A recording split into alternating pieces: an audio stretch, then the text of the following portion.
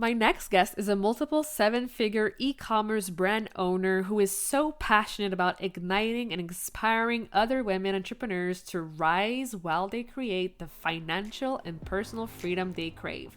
Please welcome Leslie Kuster.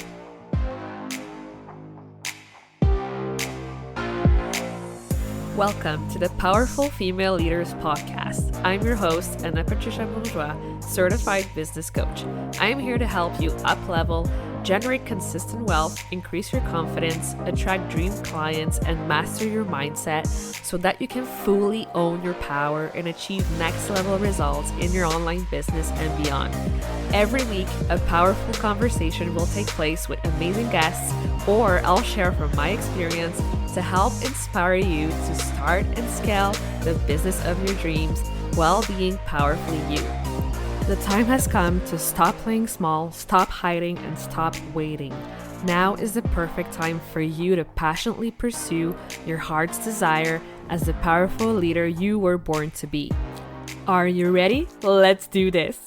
Hello, everyone, and welcome to another episode of the Powerful Female Leaders Podcast. I am here today with Leslie Kuster. I'm so excited to have her on. Hi, Leslie.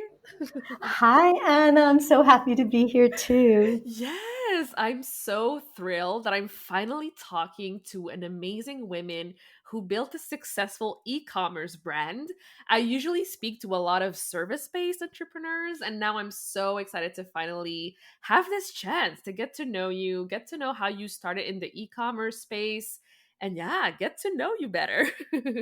Yeah, absolutely. Let's do it. Awesome. So take us on this journey with you of where you started and how you actually pivoted into e-commerce. Yeah, I would love to. Okay, we are going back in time, ladies, for sure. I mean, I literally had, I think it was a Yahoo website sometime in the mid 90s. So this is like the first, online platform selling website. And funny enough, it was my dad, who was probably in his 60s or something at that time, saw the internet starting to be the future, which is pretty cool that it came from somebody of his age. And he really encouraged me to get more and more online, which is what I started to do. So I was really early in getting on Amazon, literally like very soon after they started bringing in products besides books. So that is really how long ago I got started. But the reason why I got started and the reason why I even wanted to go into this direction is because I did not want to get a job. And I had been living in New York City at the time, and I had been doing public relations and working in corporate. And something happened in my life, which is that my apartment got stolen. I'm sorry, the stuff in it got stolen. And the result of that is I had insurance money. And with the insurance money, I decided to do something I always wanted to do, which was to go traveling. And I ended up going to Indonesia and traveling all through the islands of Indonesia. And when I returned from the trip, I was gone about 7 months. I needed to get a job. And I did not want to go back into PR and back into the whole world of working for somebody else after having all of those months in freedom, basically. And I had a light bulb moment where I remembered the beautiful clothes and children's clothes that I had seen in Bali when I was traveling. And I just had this thought, I wonder if I went back to Bali, I wonder if I bought, I wonder if I brought it back to New York, I wonder if I could sell it. And my desire was so strong not to get a job that I literally did that. And I jumped back on the plane with a big duffel bag and I came back with clothing. And that is how I started my business. Wow, that's incredible. I love how resourceful you were back then. So I also love the fact that you also talk a lot about really claiming your love for money and being unapologetically about it. So, can you talk to us more about that and what that means for you? So as I said, I've been an entrepreneur a really long time. I started really in the mid 90s, but I was not really a financially successful entrepreneur for many years. I did have what I really wanted, which was freedom, and freedom to work when I wanted to work where I wanted to work. Mm-hmm. But I didn't have the kind of income that I really wanted, basically. But I thought for so many years that if I became, quote, really successful and financially successful, it would mean I would lose my freedom. And this is a mindset belief, a wrong mindset belief that I had for a very long time that I think is very common among women entrepreneurs, in this belief that if they become successful, if they make a lot of money, if all those things happen, they may then have to Mm-hmm. give up certain things that they want, which is maybe time with their kids, or maybe it's having time to go to yoga class, or maybe it's, more downtime, or whatever it is, and that they see success or making money as conflicting with their own personal values of having more freedom. And that was my story.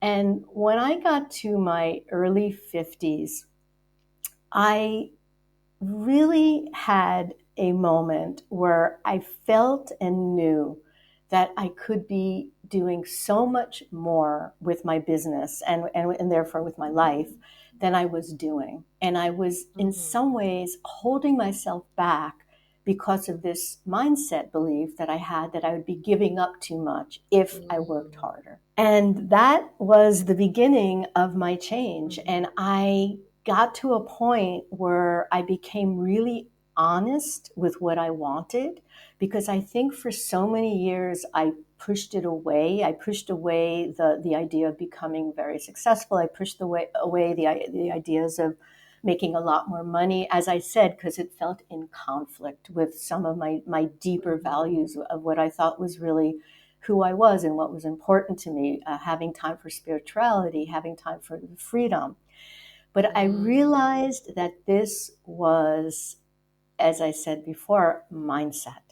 And I began to sit and just feel myself and really realized and felt that what I really did want, even though I never would really admit it to myself, was more money. That is what I wanted. But Mm-hmm. I never let myself say it or even think it, because it Mm-hmm. felt so in conflict with these deeper values of as I mentioned, spirituality, of freedom, of having free time, of hugging a tree, whatever I wanted to do. I love that. So I guess that also means that you started to also really harness that feminine power, that spirituality, and that leading back energy. Like, how did you actually build a business using that femininity? I think again, this is a misconception that power, that success, that achieving, that all of those things are not feminine. Okay, Mm-hmm. and the reality is that if you want to harness your feminine power, Mm-hmm. then what needs to happen is you need to harness your yearnings. And I differentiate between the word yearnings and wanting. And wanting is often something that is very much outside of ourselves, such as, I want a BMW. But a yearning, and the reason why you may want that BMW, is because you yearn to be seen. You Mm-hmm. yearn to be successful. You yearn to have a feeling of independence and power. Whatever it is. So when we connect with really our feminine power, we have to connect with our deep yearnings. And the yearnings take us into that is what will bring us to Mm-hmm. tremendous success in an authentic way and in a feminine way. When we just go after our wantings, I want this, I want this, I want that, then we are really just going after kind of action steps and doing and ideas in our heads of what we think we want. But when we connect with our feminine power, with our deep, deep yearnings, then we could bring that out into the world and manifest things on a very big level, Mm. including making a lot of money. And that is why making a lot of money does not conflict in any way with one's feminine power or femininity for that matter. Wow, I love that. I'm still working on this every day, to be honest. I think Yes. it's a work in progress, Yes. right? Oh my God, it all is a work in progress. It never ends. And some days we Mhm. do good with it, and some days we don't, and it's always Yeah, resetting, isn't it? Again, it's always like trying to get back yeah. to, the place where we feel good and we can act from a much Mhm. better place. So you're not alone. We're all in it. We're all trying our best we can do. Yes, awesome. I love it. And I also know you talk a lot about, if you want to be successful, you also need to stop doing business. Like what do you actually mean by that? Yeah, that's a great question. In order for us to live a authentically successful life, which basically means a life and a business that is in line with one's yearning, one's feminine power, you need to first know what that Mhm. is. And in order to know what that Mhm. is, you actually have to stop. You have to stop Mhm. and connect more with the being rather than with the doing. And the reason why I know Mhm. this personally is because I've been going to a spiritual retreat in New Mexico for a really long time, Wow. actually for 30 years. And in the summer, I go there and I take anywhere between 6 weeks to 8 weeks to be there. And during that time, I have an online business, so I could work from anywhere, but I really probably work anywhere from around, I would say, probably about 5 hours a week while I'm there. That's all, sometimes even less. Mhm. And I noticed that even though I did that year after year after year, my business grew year after year after year after Wow. year. And the stopping actually did not decrease my business at all. And in fact, I do believe it is part of the reason for the success that I have. Wow. This is mind-blowing to me. Yes, it's cool. And you're right. It is mind blowing because it's the exact opposite of what we're taught Yeah. all the time is work, work, work, work, work. Yeah. Actually, yes, work, but also don't work. It's both of those things you need to do. Yeah, it's finding that duality and navigating it in a way that makes sense to you. And yeah, I definitely need to apply this more. Definitely. Yeah, and you have to, and funny enough, you have to work at doing nothing, meaning Yeah. you have to schedule it. You have to know that this is really important, that this actually is going to be Hmm. the thing that is going to accelerate your success. Ugh, I love this so much. I love this conversation. I feel like everyone needs to hear this right now. I know, because we're all so busy, right? Yeah. Yeah, absolutely. So I'm curious to know, what is the Princess Tower and why do you think so many women are in it? Yes, because I was definitely sitting in it. And so I was definitely in the Princess Tower. And I've been, I've written a book. It will be published in 2022. And one of the reasons why I've written this book is because there was such a realization in my own life, like I said, in my early 50s, when I realized that I was of the mindset that it was not really my job to elevate myself Hmm. financially, but rather it was my husband's job to do that. And I grew up in a family, I guess, kind of traditional in that, even though my mom worked a Hmm. bit, but as I said, it was a bit. It was more my dad that was working. It was my dad that was Hmm. making the money. And I grew up in a family where that's how it was supposed to be. Like the value of a man, is to provide the money. And it wasn't that I was discouraged to work. in my family, but it was not really focused upon Mm-hmm. at all. Like it was much more valuable that I would marry a wealthy man rather than me becoming wealthy.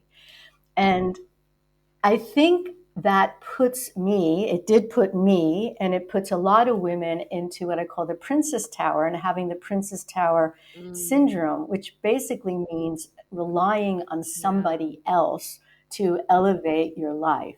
And whether that's where you live or how much money you make or control over your finances, it all has to do with money, the princess tower, because money really gives women the independence and empowerment to do what they want. So when you're in the princess tower, and even if you happen to be married to a wealthy man or a wealthy woman, you often still don't have control over the money. And in doing the research for my book, I interviewed Mm-hmm. a lot of women who were married wealthy and yet had no access to their money. Actually, really didn't know where it was, how it was invested, where it was invested, because, quote, someone else was taking care of it, and they were told you don't have to worry about it. This is called being in the Princess Tower syndrome. And this is keeping women small and Mm-hmm. dependent. And frankly, it has to change because in order for the world to change, we need more women leaders and more women starting Mm-hmm. businesses that are successful that can then hire other people, and out of the money that the women make, they can put that money into things that are important to them. And in order to do any of these things and to change the world, women need to have the money in their hands. And that is why I think it's so important that women have successful businesses and get out of the princess tower. But it's not easy to get Mm. out of it. And I honestly went kicking and screaming out of it. I mean, please, it's it's nice being in your whatever your summer home rental. I'm from the New York area, Mm-hmm. so the Hamptons is sort of the wealthy area, beach area. I mean, it's nice being able to be out there all week and not working and just preparing feta cheese and watermelon skewers. Yeah. It's nice not having to go back to New York and do the Sunday night thing. I mean, so it's Mm-hmm. easier for women to stay in this princess tower, but it's truly a it's there's so much being lost by staying there, and women not realizing it. And I guess that's really my message, because now that I kind of elevated myself out of it at a later age in my 50s, I mean, I see the abundance it's given me. I mean, as I speak to you right now, Mm-hmm. my husband and I are sitting on an island in Greece, in Paros, Greece, Wow. because we can. We live the dream Yeah. because we can, and this is because of getting out of the Princess Tower. I love it. Wow. Thank you so much for sharing all that. And congratulations on the book. That's amazing. Thank you, thank you. Love it. Oh my gosh. So I'm curious to know, like, I ask this to everyone who comes on this podcast. And so, what does being a powerful leader mean to you? I think it's really one's actions. Hmm. I think the way lives their lives, and that others see it, and I think we don't even realize who is watching our lives. I think Mm. we know, like maybe our parents do, or our partners do, or maybe like you told your friend where you're going that weekend, or what's happening. But Yeah. our lives are like windows for so much of the world that we don't even realize are seeing. Like the person that you met maybe in college or something actually still remembers the thing you said to them, because those are things that have happened to me, that someone will say, I remember the way you looked at me and you said this to me, and that helped me so much. And honestly, I don't even remember saying those things. Hmm. So I think it's a leader really leads by their own actions. Definitely. I love this answer so much. Okay. So, do you have, any last piece of wisdom you'd like to share with the audience today? Take your money seriously. Really take control of Mhm. it. If you are someone who's not involved in the finances of the house for whatever, start to get involved. If you have a business, get intimate with your numbers. Know what your income statement is. Know what your expenses are. Mhm. Know how to pay yourself first. Read a book called Profit First from Mike Michalowicz, one of my favorite tips of all, and really take the financial part of your business seriously and start to love it and love those numbers and love the money that it's giving you, because it is that money that is giving you the freedom to everything that you want in your life. Wow, this is like the best advice ever. I love it. So, where can people go to connect with you further in the online space? Yeah, thanks for asking. So my website is lesliekuster.com, and there you can read about me and find out about me. I have a great video there that you can just have emailed to you called 7 Tips to Making 7 Figures. And there's lots of great information in it. And if you're interested also in my e-commerce, in my business is called Back From Bali, as if you're coming back from the island of Bali. And you could find me on Amazon and my own website too. Yes, well, thank you so much for being here today, for chatting with me. I truly appreciate you. And yeah, like I wish you nothing but more and more and more success. Thank you, Anna. Same to you. And thank you to everybody listening. Thank you so much for listening to this episode of the Powerful Female Leaders podcast. If you love this episode, make sure to spread the message, leave a review, and subscribe. I would forever be grateful for you. I also want to hear from you, and I want to know your feedback and your questions for future episodes. So don't be shy, say hi, and send me a message at Powerful Female Leaders Podcast on Instagram. Until then, I'll see you on the next episode.